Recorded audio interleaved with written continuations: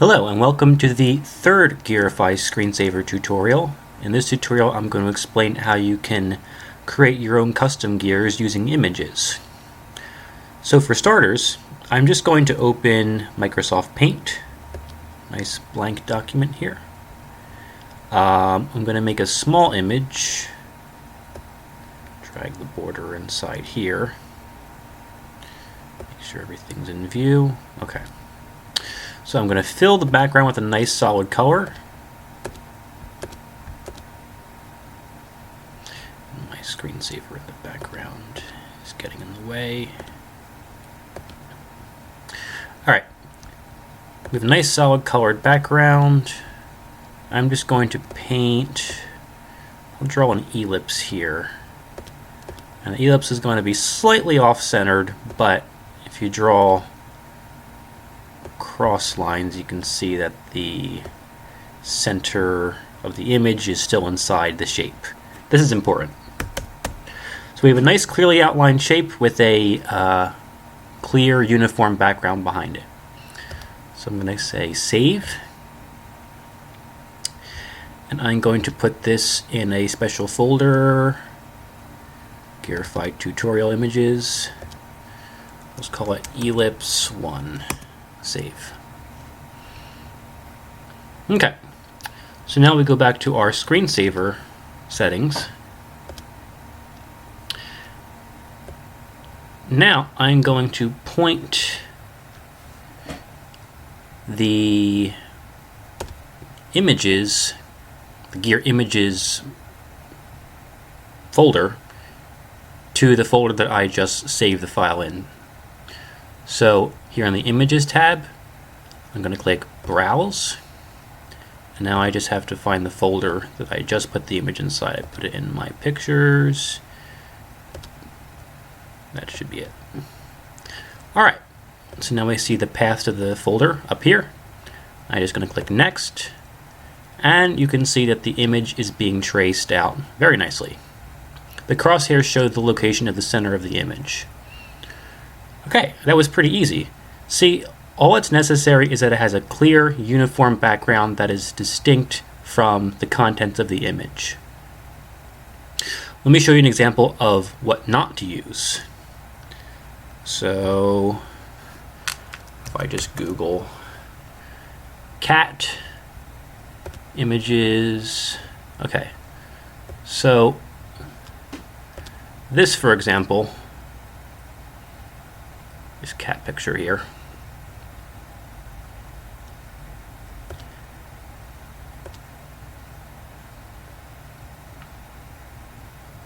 And I do apologize, my internet is a bit slow today. This is not a good image to use because there's too much going on in the background. There's a variety of colors of grass, and it's too sophisticated to determine the exact interesting object that you're trying to make a gear of. So you need a nice clear background. Now, if I go back, there might be one that actually has a clear background.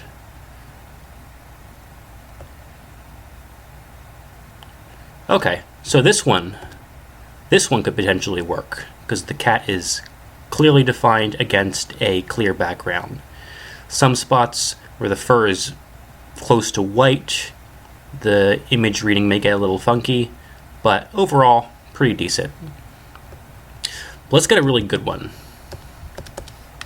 Let's try a beer bottle.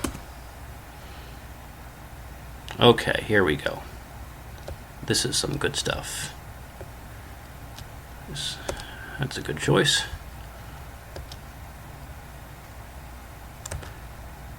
So in a moment I'm going to save this image.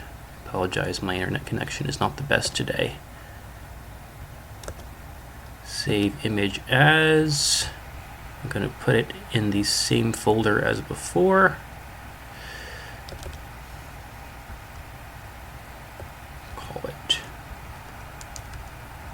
bottle. Save. Okay. So I'm going to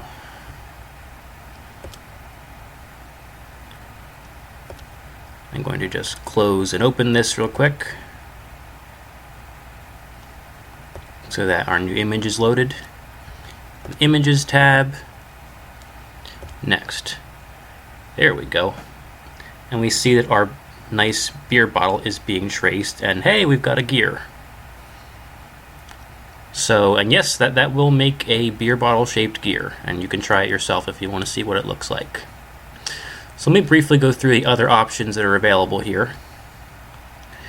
So when you create a gear from an image, a random selection is made to determine if it's an internal gear or not. And you can set the percentage of time that internal will be selected versus external. The default is 25%. Orbit display, that determines whether or not the one gear stands still and the other rotates around it, or if they just both rotate together. Again, 50% of the time is the default setting. You can change that. You can adjust whether you want your tooth style to be round, triangular, or square. Let's try square real quick. It probably won't look that different at this scale. Now it went to our other image because it cycled to the next image. And you can barely see, but there are square teeth being used there. Or you can do mixed teeth. That usually looks pretty good. Now this value, this offset value here, this is useful because the image you use to design a gear is used as the gear's texture. So since that's the case, you want to move the boundary of the gear slightly inside the image so that the edges of the gear don't stick out outside the image and it looks bad. So I'll show you what happens if you increase the offset value. I'll change it back. Trace it once more. Alright, now you can see that the gear was pushed much further inside the image. Generally 2 is a good setting, but you can adjust it to whatever you want. Finally, the rotation ratio. This has to do with whether or not the gear that's calculated to match with your image gear, whether or not it's significantly larger if it takes 2 revolutions for every revolution of your original gear. It's something that's more visual, difficult to describe, but you can play around with the setting to see the different effects. And you have your options here. So you can play with that. And finally, as you probably were noticing, I can use these next and previous buttons to cycle through all the images in my image folder. I can use next and previous, and each time it will trace out the gear again so you can see what's generated from it. Alright, and that's pretty much it. So yeah, you can upload whatever images you want. Keep them reasonable, you know. Like I said, photographs are generally bad unless they have a clean background. But keep it reasonable and you can create a gear of pretty much anything. So thank you for watching and stay tuned for my next tutorial on scripting gears. Thank you.